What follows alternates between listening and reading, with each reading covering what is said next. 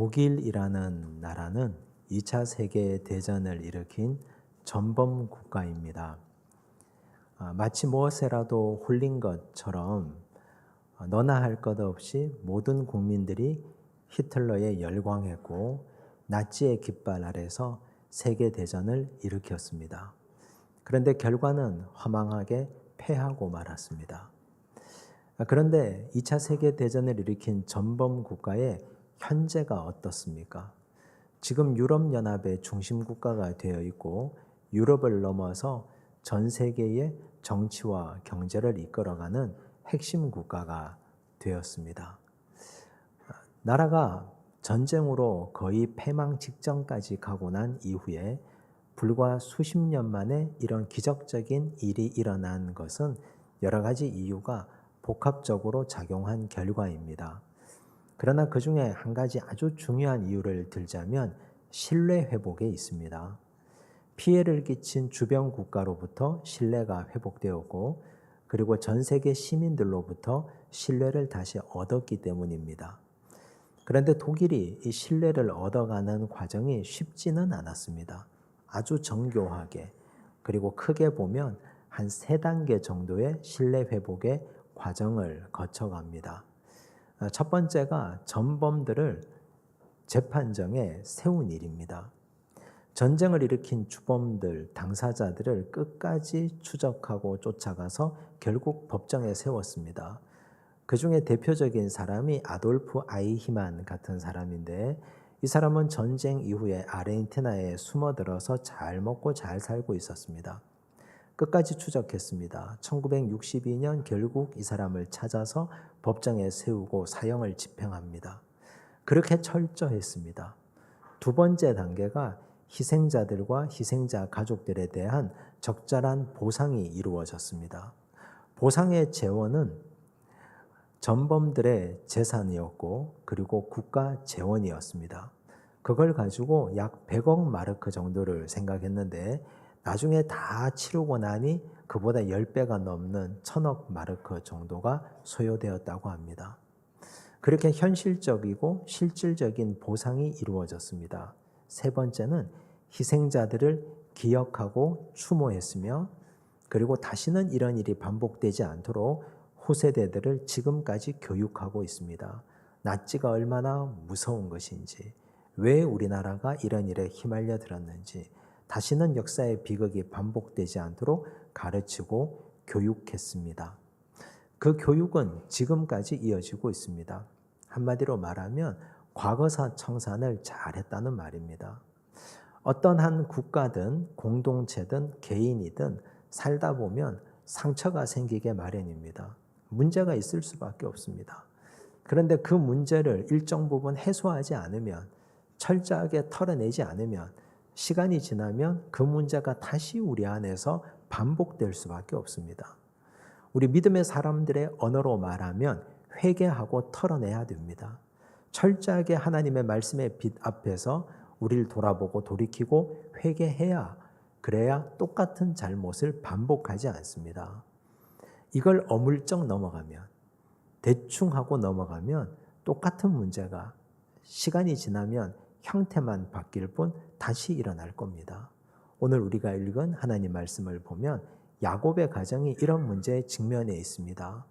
야곱 가정이 문제가 있을 때 털어내지 않았습니다. 회개하지 않았습니다. 왜 이런 문제가 있는지 살피지 않았습니다. 그래서 이 가정이 같은 문제에 직면해 있습니다. 야곱과 에서는 아버지 이삭의 장례를 마쳤습니다. 이삭의 장례를 마친 후에 에서는 저기 멀리 자기가 살고 있었던 세일산으로 떠납니다. 야곱은 아버지가 살고 계셨던 헤브론 땅에 정착합니다. 야곱의 일생을 보면 지금 이 시기가 가장 평화로운 시기입니다. 장자권 분쟁이 일어나고 난 이후에 그는 밧단 아람으로 길을 떠났습니다. 라반의 집에서 20년 동안 살면서 아내를 4이나 얻고 자녀를 11명이나 낳습니다. 그런데 행복하지를 않았습니다. 라반 때문에 항상 불안했습니다. 드디어 길을 떠나서 자기 고향으로 가겠다고 했지만 라반이 쫓아옵니다. 하나님이 이 문제를 해결해 주셨습니다. 이제 그 다음 단계는 에서였습니다. 에서 문제로 고민하고 있는데 하나님이 야복 강가에서 야곱을 만나시고 그 문제도 풀어주셨습니다. 그러면 행복하게 살 줄 알았는데 세겜 땅에 정착하고 문제가 생깁니다. 디나 사건이 일어납니다. 그것 때문에 격분한 시므온과 레위가 세겜 사람들을 다 몰살해 버립니다. 두려웠습니다. 그때 하나님이 찾아오셔서 베델로 올라가라고 말씀합니다. 베델에 가서 하나님을 새롭게 만나고 그는 결단하고 다시 길을 떠납니다. 이제 모든 일이 다 끝나고 이제 더 이상은 걱정도 염려도 라반도 에서도 없는 이런 상황에서 평안한 삶을 누리고 있습니다. 적어도 겉으로 볼 때는 그렇습니다. 그런데 야곱의 내면은 어떻겠습니까? 내면은 공허합니다. 내면은 굉장히 허전하고 쓸쓸합니다. 왜냐하면 그가 평생토록 사랑했던 라헬이 곁에 없기 때문입니다. 라헬이 세상을 떠나버렸습니다. 라헬이 없는 세상, 그로서는 지금까지 상상할 수 없었는데 이제 현실이 되고 무료한 생애를 보내고 있습니다. 굉장히 힘든 시간입니다. 그런데 라헬에게 쏟아부었던 사랑을 그는 라헬이 남긴 두 아들 요셉과 베냐민에게 쏟아붓습니다. 문제는 그 사랑이 방향이 잘못되고 뒤틀린 잘못된 사랑이었다는 점입니다. 2절을 보십시오. 함께 읽겠습니다.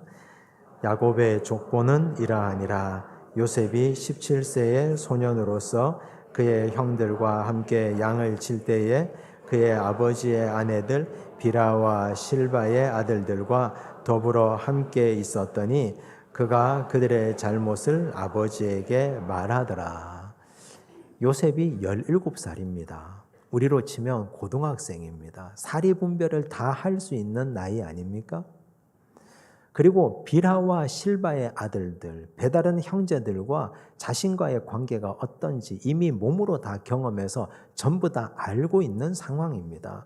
그런데 이런 상황에서 그 형제들의 잘못을 아버지에게 낱낱이 다 고하고 있습니다.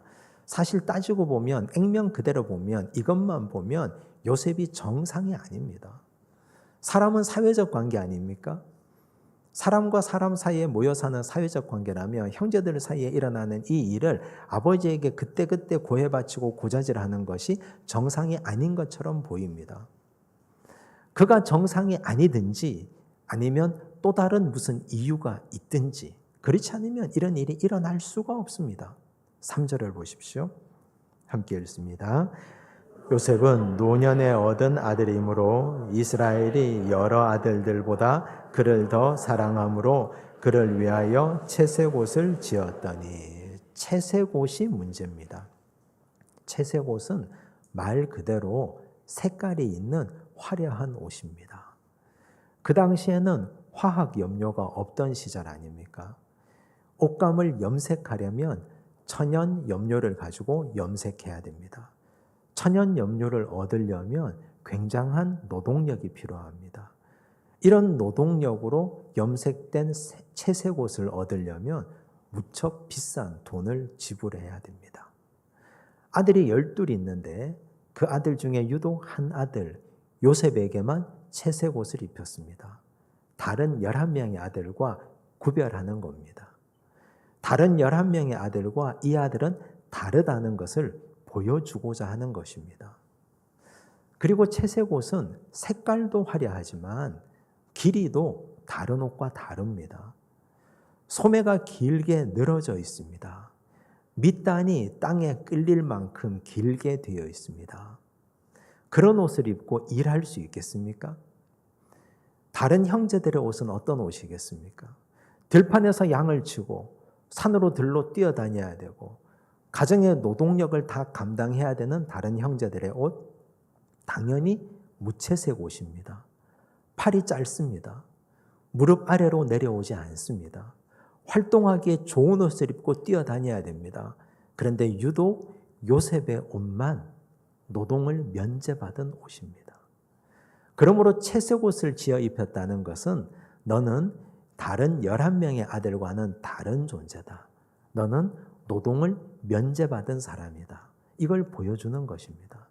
이 두 가지가 의미하는 것이 무엇이겠습니까? 앞으로 장차 내가 죽으면 이 집의 장자권은 요셉에게 있다는 걸 보여주는 것입니다. 그러면 채색 옷을 입고 노동을 면제받은 요셉이 비라와 실바의 아들들이 일하는 목축 현장에 나타났다는 뜻이 무엇이겠습니까? 아버지 대신에 형제들을 관리, 감독하고 감시하는 자리입니다. 그러므로 요셉은 불편하지만 그 사명을 가지고 그 자리에 왔기 때문에 형들의 일거수일투족을 낱낱이 아버지에게 보고하지 않을 수가 없습니다. 그 상황을 경험하고 있는 비라와 실바의 아들들은 어떤 심정이었겠습니까? 그 마음을 한번 헤아려 보십시오. 동생이 채색 옷을 입고 노동을 면제받고 장차 아버지의 대를 이어서 우리의 감독자가 되어서 이 자리에 앉아 있습니다. 분노가 치밀어 오르지 않겠습니까? 화나지 않겠습니까? 이런 상황을 아버지 야곱이 만들어 버렸습니다. 그런데 비라와 실바의 아들들은 마음속에 치유되지 않은 상처가 이미 그 마음속에 오랫동안 쌓여져 있는 상태입니다. 에서가 이들을 찾아서 나타났을 때 400명의 장정을 거느리고 왔을 때 그때 야복 강가에서 야곱이 어떤 행동을 했습니까? 4명의 아내들과 11명의 자녀들을 세 그룹으로 나누지 않습니까? 제일 앞에 비라와 실바와 그가 낳은 자녀들 넷을 세웁니다. 두 번째에 레아와 그가 낳은 6명의 아들을 세웁니다. 마지막에 라헬과 요셉을 세웠습니다. 그렇게 한 까닭은 혹시 에서가 400명의 장정들과 함께 칼을 들어 너희를 치면 시간을 벌어주라. 라헬과 요셉이 도망갈 시간을 벌어주라. 그 이유로 그들을 가장 앞에 세운 겁니다. 그때 그들이 느꼈을 공포, 아버지에 대한 배신감, 분노 이런 것들이 그 마음속에 아직 고스란히 그대로 있습니다. 세월이 한참 지났습니다. 그런데 아버지는 그 문제에 대해서 단 한 번도 사과한 적이 없습니다. 내가 그때는 생각을 잘못했다고, 내가 그때는 너희에게 상처를 준 것이 무척 잘못된 것이라고 아들들에게 입을 열어 사과 한 번 하지 않았습니다. 그런데 지금 세월이 지나서 그 상처 위에 또 다른 상처를 새롭게 내고 있습니다. 이것이 아버지 야곱이 한 일입니다. 그런데 여러분, 정말 이해하지 못할 것이 있습니다. 그 옛날 야곱도 편애의 피해자였습니다. 야곱과 에서를 낳은 아버지 이삭. 이삭은 에서가 사냥해온 고기를 먹는 걸 좋아했습니다. 그래서 에서를 굉장히 많이 사랑했습니다. 쌍둥이 형제로 태어났지만 이들은 성격이 너무너무 달랐습니다.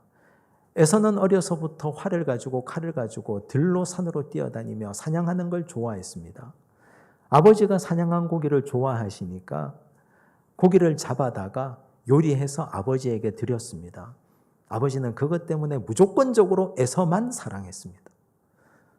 그런데 죽었다 깨나도 야곱은 그건 못하는 사람입니다. 선천적으로 조용하고 가정에 있기를 좋아하고 성품이 내성적인 야곱은 그냥 집에 있습니다. 이 모습을 본 어머니 리브가가 너무 가슴이 아파서 무조건 야곱 편만 들어줍니다. 그 결과 그 가정에 편가르기가 되지 않습니까? 식구가 4식구밖에 되지 않는데 이삭과 에서 리브가와 야곱 편으로 딱 나뉘어져서 장자권 분쟁이 일어나고 형제 간의 칼부림이 일어나기 직전까지 갔습니다. 그것 때문에 형제는 헤어지고 부모를 떠나서 밧단아람에서 20년을 지나야만 했습니다. 결국 따지고 보면 야곱은 아버지 이삭의 편애의 피해자였습니다. 편애 때문에 큰 피해를 입었던 야곱이 세월이 지나서 자기가 편애의 가해자가 되고 있습니다. 여러분, 이걸 어떻게 해석해야 됩니까? 그런데 이런 일이 우리 시대에는 과연 없습니까? 지금은 그런 어른들이 많이 없지만 과거 한 세대 전만 하더라도 술만 드시면 집에 와서 세간살이 때려 부수는 아버지가 그렇게 많았습니다. 아내를 폭행하고 욕짓거리를 내뱉고 술 드시고 온갖 가재도구를 다 때려 부수는 분들이 각 동네 마을마다 한두 분은 항상 있었습니다. 항상 그 집에는 싸우는 소리가, 세간살이 부서져 나가는 소리가 나고, 그렇게 폭력의 피해자였던 자식들이 성장하고 자라면서 어떤 마음이었겠습니까? 나는 절대로 이런 부모가 되지 말아야지. 그런데 성장해서 자기도 모르게 폭력의 피해자였는데 폭력의 가해자가 되는 사람들이 생깁니다. 너무너무 이상하지 않습니까? 그렇게 두드려 맞고 그렇게 폭력의 피해자로 살았음에도 불구하고 그거 해결되지 못하고 나도 똑같이 폭력의 가해자로 살고 있습니다. 왜 그런 겁니까? 야곱은 왜 이런 일을 하는 겁니까? 들여다보면 철저하게 이 문제를 하나님 은혜에 비답해, 하나님 말씀에 비답해 가지고 나오지 않아서 그렇습니다. 예수 믿는다는 것, 신앙생활 한다는 것은 내 인생을 하나님 말씀 앞에 고스란히 끄집어내는 겁니다. 내 인생의 잘못된 과거들, 내 인생의 흐트러진 과거들, 내가 피해자이건 내가 가해자이건 나로 인해서 생겨난 상처들, 이 문제를 하나님 은혜의 빛 가운데로 가지고 나와야 됩니다. 환하게 가지고 나와서 잘못된 걸 철저하게 회개해야 됩니다. 다시는 그렇게 살지 않겠다고 결단하고 회개해야 됩니다. 그래야 끊어내고 단절할 수 있습니다. 어물쩍 넘어가 버리면. 내가 이거 싫어하니까 나는 이렇게 살지 않겠지. 그런데 세월이 가면 그도 그렇지도 않습니다. 피해자가 가해자가 되는 이런 이상한 일이 우리 인생에도 반드시 일어나는 법입니다. 여러분, 우리나라는 100년 전만 하더라도 전 세계에서 가장 가난한 나라 가운데 하나였습니다. 먹고 살 끼니 걱정을 매일같이 해야 되는 가장 가난한 나라였습니다. 그런데 이랬던 우리나라가 지금 얼마나 잘 살게 되었습니까? 여러 가지 이유가 있습니다. 그런데 아주 결정적인 계기, 교회사 쪽으로 보고 믿음의 눈으로 보면 가장 결정적인 계기는 1907년 평양 대부흥 운동입니다. 우리는 1907년을 평양 대부흥 운동이라고 부르지만 사실은 회개 운동이었습니다. 잘 아시다시피 평양 장대현 교회가 사경회를 준비하고 있었습니다. 사경회를 준비하면서 그 당시 그 교회 장로님이셨던 길선조 장로님이 새벽 기도회 말씀을 준비하는데 마음에 찔려서 말씀을 준비할 수가 없습니다. 이분의 마음에 걸린 건 이런 겁니다. 아주 가까운 친구가 계셨는데 이 친구가 병에 걸려서 세상에 떠나기 전에 길선조 장로님을 불러다가 돈을 부탁합니다. 이 돈으로 내가 남기고 떠나는 내 아내와 내 자식을 돌봐달라고 가장 믿을 만한 친구에게 돈을 맡겼습니다. 그리고 친구는 세상을 떠납니다. 그 자리에 있었던 사람은 길선조 장로님, 세상을 떠난 친구 둘밖에 없습니다. 친구가 죽고 세상을 떠나자 자기가 급한 대로 그 돈을 다 써버렸습니다. 그리고 세월이 지났습니다. 그 상태에서 말씀을 준비하는데 마음에 걸려서 힘들어 죽을 것만 같습니다. 그래서 새벽기도 강단에서 그 말씀을 그대로 전하고 회개합니다. 저는 아간 같은 사람이었습니다. 그리고 자기 자신을 회개합니다. 장로님의 말씀을 듣고 있던 그 당시 성도들이 그 말씀을 듣고 크게 찔림을 받습니다. 나는 더 큰 죄인인데, 나는 더 큰 죄가 있는데, 아직까지 회개하지 않았는데, 내 인생에 이런 문제가 있었는데, 그리고 거기서부터 시작된 회개의 물결이 사경회 마칠 때까지 이어지고, 사경회가 은혜 가운데 회개의 물결로 다 마치고 나서 거기서 은혜 받은 사람들이 평양 시내로 쏟아져 나오기 시작합니다. 그리고 그들의 삶이 달라집니다. 하나님 앞에서 자신의 인생을 끄집어내고 말씀 앞에서 돌이키고 회개하고 그들이 달라졌습니다. 그 회개의 불길이 전국으로 퍼져나가서 1907년 평양 대부흥 운동이 전국 각지로 뻗어나가고 흘러나간 것입니다. 1907년 이전까지 이 나라에 희망이 있습니까? 일제강점기에 젊은이들이 무슨 희망이 있겠습니까? 배워도 희망이 없고 열심히 일해도 희망이 없습니다. 그래서 술과 아편에 찌들어 살았습니다. 나이 드신 분들은 1년 내내 농사 지어봐야 다 수탈당합니다. 소망이 없고 희망이 없습니다. 그러니 술과 노름과 축첩으로 살아갑니다. 그렇게 살아가던 세상에 이제 하나님의 말씀이 들어오고 그 말씀이 자신의 인생을 비추니 회개가 되기 시작합니다. 회개하고 나서 달라집니다. 하나님 앞에 회개하고 나니 상황은 변한 것이 없습니다. 여전히 일제강점기 이런 서슬퍼런 시간입니다. 그런데 이제 더 이상 술을 입에 대지 않습니다. 가족들을 때리지 않습니다. 서로 사랑합니다. 하나님 말씀대로 살아보려고 합니다. 남편이 달라지고 엄마가 달라지고 자녀들이 그 가정에서 보호받기 시작합니다. 가난했지만 그들이 돈을 모아서 어떻게든 잘 살아보려고 애를 쓰고 노력하고, 이 나라 민족들은 민족 복음화 운동에 최선을 다하고 애를 쓰고 함께 한 마음이 되어가기 시작합니다. 그때부터 세상이 달라지고 이 민족이 달라진 것 아닙니까? 여러분, 우리가 회개하면 이런 역사가 일어나는 법입니다. 하나님 앞에서 우리 인생의 문제를 철저하게 꺼내놓고 자기 인생을 돌아봐야 그 인생 문제가 해소되고 해결됩니다. 그렇지 않으면 달라지지 않습니다. 야곱의 가정이 편애의 피해자가 가해자가 되는 이런 안타까운 일이 일어나는 것은 자기 인생을 하나님 앞에서 철저하게 돌아보지 않아서 생겨난 일입니다. 부디 우리는 이런 일이 없기를 간절히 바랍니다. 이제 이 가정에 아주 심각한 문제가 생깁니다. 4절을 보십시오. 함께 읽겠습니다. 그의 형들이 아버지가 형들보다 그를 더 사랑함을 보고 그를 미워하여 그에게 편안하게 말할 수 없었더라. 형제들이 당연히 요셉을 미워할 것 아닙니까? 미워하다, 히브리어 동사 사네라는 동사를 썼습니다. 증오하다, 원수가 되다라는 뜻입니다. 형제들끼리 원수가 되었습니다. 형제들끼리 서로 증오합니다. 누가 만든 작품입니까? 아버지 야곱 때문에 일어난 일 아닙니까?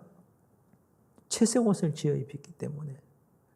형제들끼리 편안하게 말할 수가 없습니다. 그 가정에 샬롬의 평화가 깨어졌습니다. 가정이 행복한 이유가 무엇입니까? 세상에서 말할 수 없었던 이야기들, 누구에게도 털어놓을 수 없는 이야기들을 가정에 와서 부모, 형제에게 식사하면서 얼마든지 털어놓을 수 있는 것이 가정 아닙니까? 누가 허물하지 않고, 누가 책잡지 않고, 누가 그걸 문제 삼지 않고, 그래서 가정에서 치유가 일어나고 회복이 일어나는 공동체가 가정 아닙니까? 그런데 가정에서 편안하게 말할 수가 없습니다. 샬롬이 깨어졌습니다. 박살난 가정입니다. 모름지기 가정의 어른이라고 하는 것은 평화를 지켜주는 사람이어야 됩니다.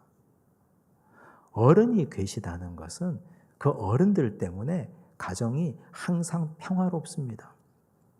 어른이 계신 가정 옛날에 어땠습니까? 부부간에 좀 부부싸움을 하려고 해도 어머니 들으신다. 우리가 목소리 낮추고 좀 성격 죽이고 조용히 하자. 그렇게 해서 한번 참고 나면 가정에 평화가 생기지 않습니까? 어른이 계시면 조심스럽습니다. 그런데 오히려 가정에 어른이 들어서 가족들 간에 형제들 간의 평화를 깨버렸습니다. 이걸 어른이라고 말할 수 있습니까? 오늘은 어버이 주일입니다. 우리는 다 부모들이고 할아버지 할머니들이고 교회의 어른들이고 이만큼 살았으면 이 시대를 이끌어가는 중견들이고 어른들 아닙니까? 그러면 나로 인해서 내 가정에 샬롬의 평화가 찾아오고 있는지, 나로 인해서 내가 속한 공동체, 우리 교회에, 이 나라, 내가 가는 모든 곳에 기쁨과 평화가 찾아오고 있는지를 돌아봐야 됩니다. 만약 그렇다면 우리가 어른 노릇 제대로 하고 있는 것입니다. 그런데 나 때문에 평화가 깨어진다면, 나로 인해서 서로 미워하고 반목하고 질시하게 만들고 나로 인해서 가정이 이 모양이 된다면 그걸 어떻게 어른이라고 말할 수 있겠습니까? 나이만 들었다고 생물학적으로 이만큼 살았다고 우리가 어른이 아닙니다. 진짜 부모는, 어른은 평화를 지켜주는 자들입니다. 평화롭기만 하면, 서로 싸우지만 않으면, 서로가 하나 되기만 하면 못할 것이 없습니다. 한마음 한뜻이 되어서 얼마든지 일어날 수 있습니다. 부디 우리가 가정의 어른, 교회의 어른, 우리가 속한 모든 곳에 평화를 세우고 지켜주는 어른다운 어른들이 되시기를 간절히 바랍니다. 기도하겠습니다. 하나님 아버지 감사합니다. 어버이 주일에 귀한 말씀으로 우리를 깨닫게 하시니 감사합니다. 편애의 피해자였던 야곱이 편애의 가해자가 된 어처구니 없는 일을 목격합니다. 철저하게 자기 인생을 하나님 앞에 드러내지 않아서, 회개하지 않아서 생겨난 일이었습니다. 주여, 우리가 이런 악행을 반복하지 않기를 원합니다. 끊어내고 결단하고 정리하게 하여 주시옵소서. 주여, 우리가 가는 모든 곳에 평화가 임하기를 원합니다. 가정의 부모로서, 할아버지 할머니로서, 교회 어른으로서, 이 시대를 이끌어가는 자들로서 나로 인하여 평화가 찾아오게 하옵소서. 나의 한마디 한마디가 사람들의 심금을 울리는 평화의 메시지가 되게 하시고, 나의 행동 거지 하나하나가 평화의 디딤돌이 되게 하여 주시옵소서. 모든 말씀 예수님 이름으로 기도드리옵나이다. 아멘.